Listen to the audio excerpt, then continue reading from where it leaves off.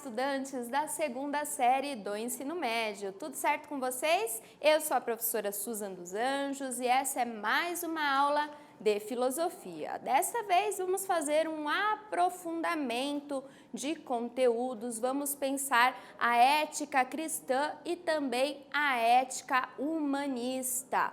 Vamos pensar então alguns filósofos que se envolveram aí com essas discussões no cristianismo e também a partir das concepções humanistas. Vamos lá?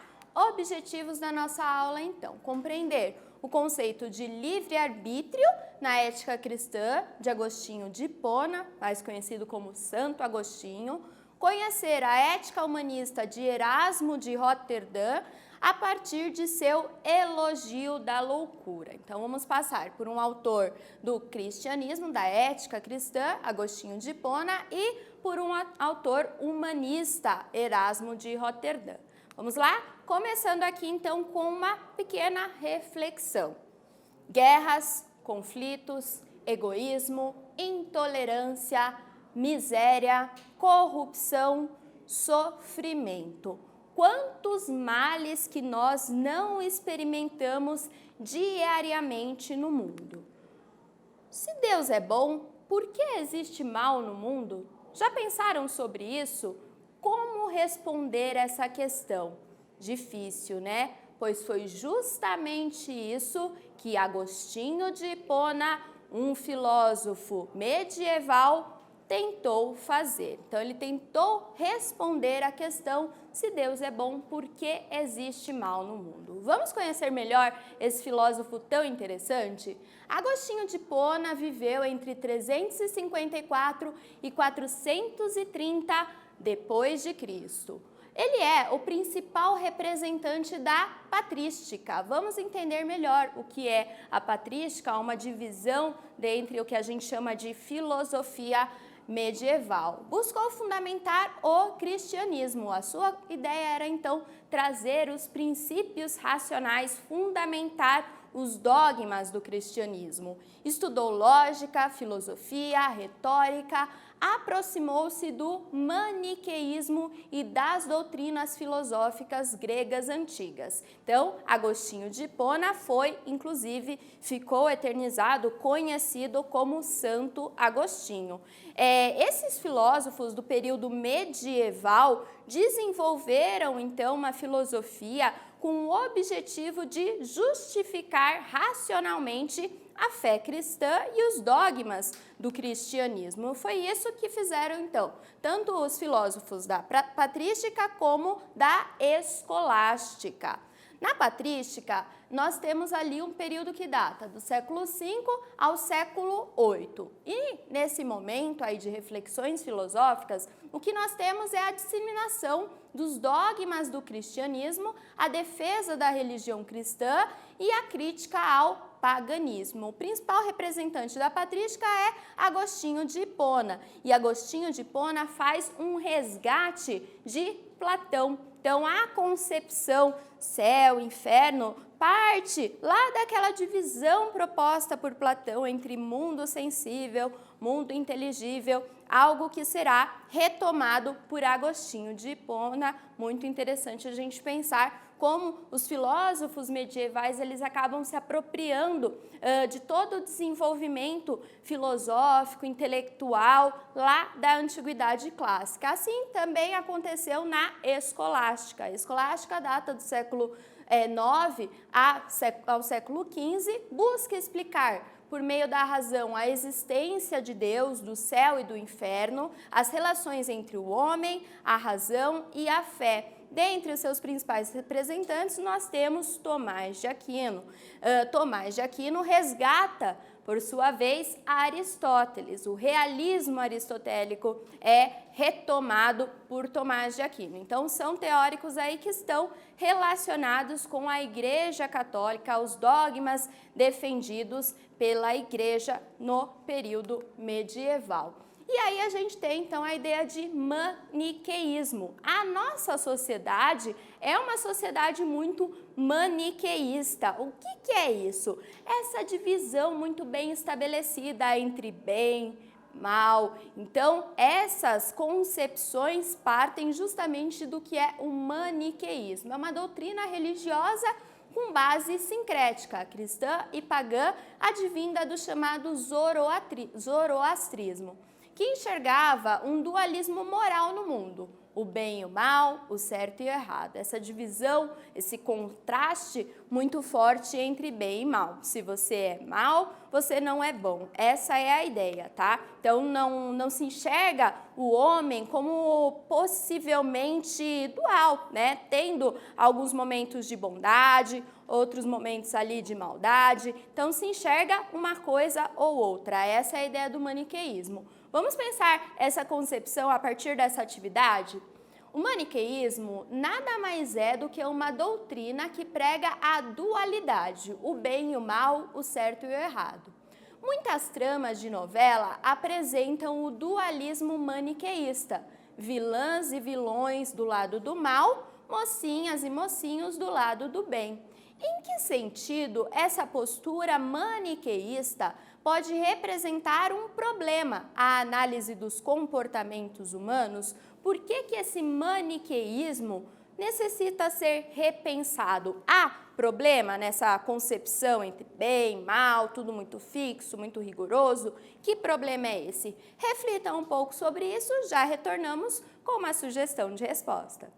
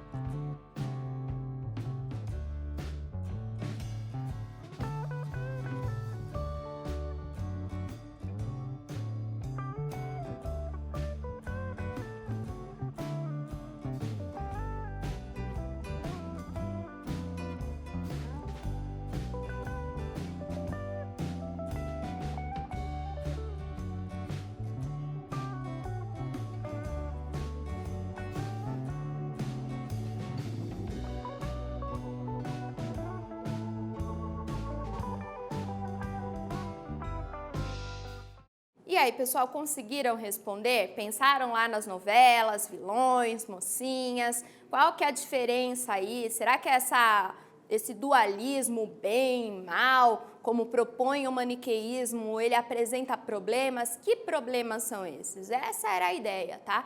Eu escrevi aqui uma sugestão de resposta, analisem aí, pensem com cuidado, comparem com a resposta que vocês colocaram no caderno e aí vejam se faz algum sentido. Vamos lá. Sugestão de resposta. Até mesmo em novelas que usam a fórmula maniqueísta em suas narrativas, podemos perceber que ninguém é bom ou mal o tempo inteiro. A complexidade humana não pode ser simplificada no dualismo entre bem e mal.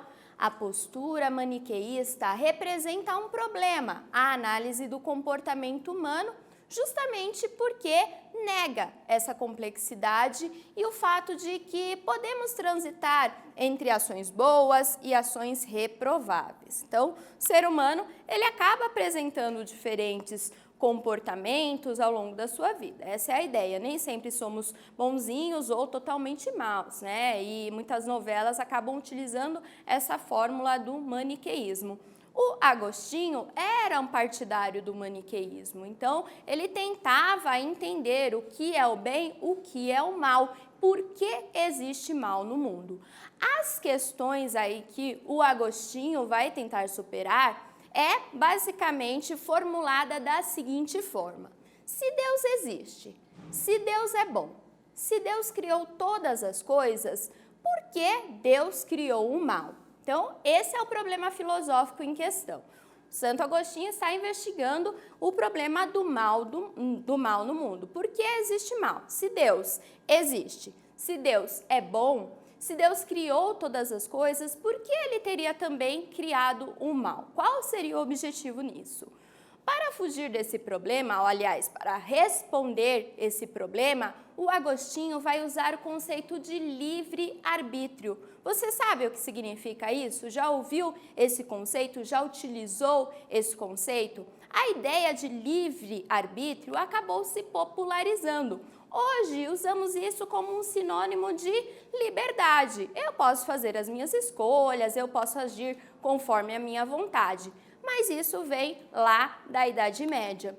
Então, Santo Agostinho foi o primeiro a usar o conceito de livre-arbítrio como faculdade da razão e da vontade, em sua obra Sobre a Livre Escolha da Vontade. Então, o Agostinho cria essa obra e defende, elabora, constrói o conceito de livre-arbítrio, que, se buscarmos como num sentido de dicionário, significa oportunidade ou possibilidade de tomar decisões por vontade própria, seguindo o próprio discernimento e não se pautando numa razão, motivo ou causa. Isso seria, então, o livre-arbítrio. No sentido de Agostinho, essa noção é uma noção muito original. Por quê? Porque até então os gregos pensavam a noção de liberdade sempre relacionada à possibilidade de participação política, participação no espaço público. E o Agostinho foi o primeiro a pensar a liberdade, o livre-arbítrio, como liberdade do homem, como liberdade interior. Então, entre os gregos, a liberdade é defendida como possibilidade de participação no espaço público. Em Agostinho, a noção de liberdade passa a se relacionar com o próprio eu, a ideia de liberdade interior. Então, a liberdade do próprio sujeito se autodeterminar, agir por sua vontade. Para os gregos, liberdade é poder falar no espaço público, é ser um cidadão, então poder ter voz na Assembleia, poder participar ativamente das decisões políticas. E na Idade Média, esse conceito é revisto, então, a ideia de liberdade como liberdade interior. Agostinho estabelece uma base para o cristianismo, respondendo ao problema do mal no mundo. Cria o conceito de livre-arbítrio. O argumento do filósofo é, vejam só que argumento interessante, Deus é tão bom que criou, inclusive, o livre-arbítrio, nos dando a possibilidade de agir pela força de nossa vontade. Nesse sentido, o poder da graça divina serve como um auxílio para que a gente escolha o bem e rejeite o mal. Essa é a ideia, então, de Agostinho. Ele resolve o problema do mal no mundo dizendo: Deus não criou o mal, ele criou o livre-arbítrio. Ele deu ao ser humano a possibilidade de escolher, de se guiar pela sua vontade, de fazer ações boas ou ruins. Ele tem o livre-arbítrio para isso, certo? Então, o livre-arbítrio faz parte da perfeição humana. Essa é a ideia. Vamos pensar um pouco melhor sobre esse conceito?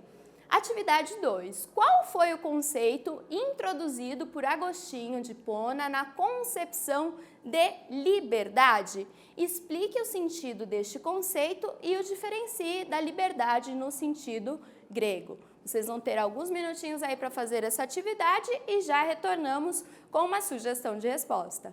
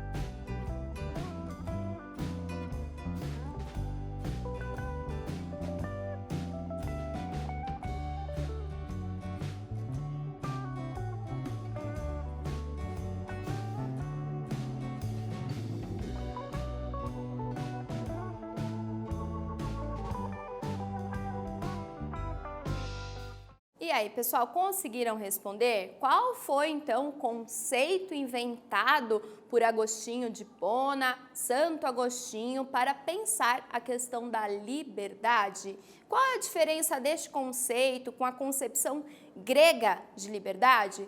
Vamos aqui para uma sugestão de resposta.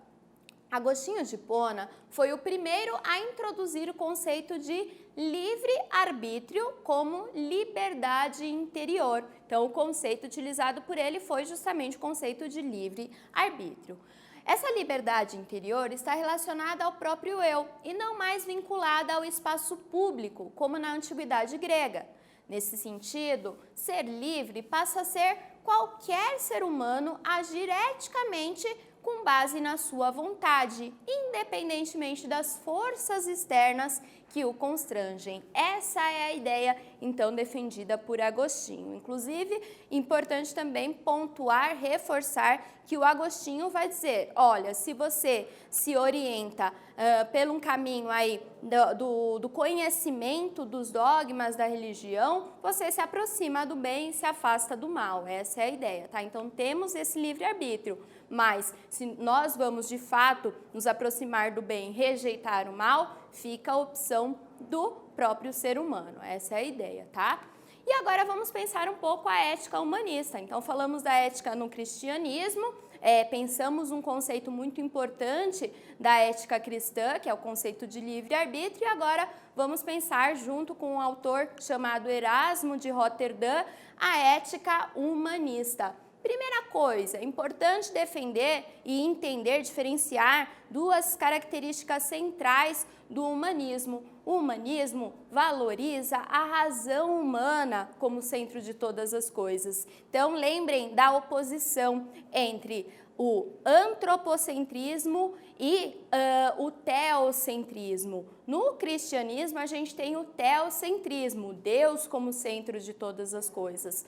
No humanismo, nós temos o antropocentrismo, é o homem, a razão humana como centro de todas as coisas. E aí o Erasmo de Roterdã, que é um autor humanista, vai escrever uma sátira chamada Elogio da Loucura, fazendo uma crítica justamente a esses desmandos das autoridades, a loucura, aí entre essa dificuldade da nossa boa orientação para as nossas condutas. Essa é a ideia. A ética humanista defendeu a liberação da criatividade e da vontade do ser humano, em oposição ao pensamento escolástico, segundo o qual todas as questões terrenas deviam subordinar-se à religião. Então, Erasmo de Roterdã viveu ali entre 1466 e 1536. Fazia uma crítica aos escolásticos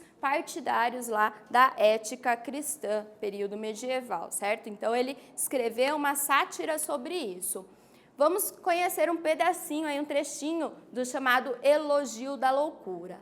Há duas coisas, sobretudo, que impedem o homem de chegar a conhecer bem as coisas: a vergonha, que ofusca a sua alma, e o temor, que lhe mostra o perigo e a desvia de empreender grandes ações.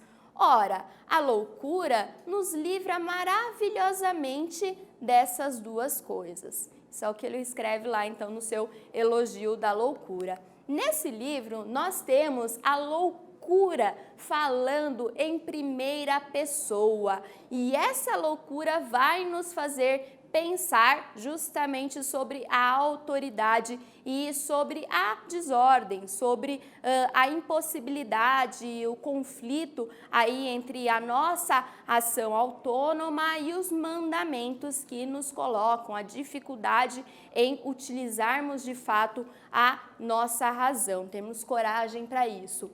O texto é escrito em primeira pessoa, a loucura, personificada como uma entidade viva, faz seu próprio elogio e se demonstra a imperatriz da humanidade, uma vez que ela é a mola oculta da vida e ninguém lhe escapa. Há então uma sátira social. Erasmo denuncia males reais, como a ingratidão, a hipocrisia, a intolerância, além de tecer duras críticas à Igreja Católica. Embora ele fosse de orientação cristã, ele fazia, sim, uma grande crítica aí à Igreja Católica, à autoridade da Igreja, ao teocentrismo, tá? E um elogio da loucura, da criatividade, enfim, do domínio humano sobre todas as coisas, inclusive sobre as nossas ações. Vamos agora para a revisão da aula de hoje. Então, na aula de hoje, conhecemos o conceito de livre-arbítrio de Santo Agostinho, que visa explicar o problema do mal no mundo, submetendo à vontade humana a possibilidade de agir conforme a força da nossa vontade. Entendemos que Erasmo de Roterdã faz uma sátira social, criticando a igreja e denunciando os males do mundo, ao mesmo tempo em que aponta a loucura como mola oculta da vida, certo? Então, espero que vocês tenham gostado dessa aula de hoje, esse aprofundamento tão importante, e nos vemos numa próxima. Tchau, tchau!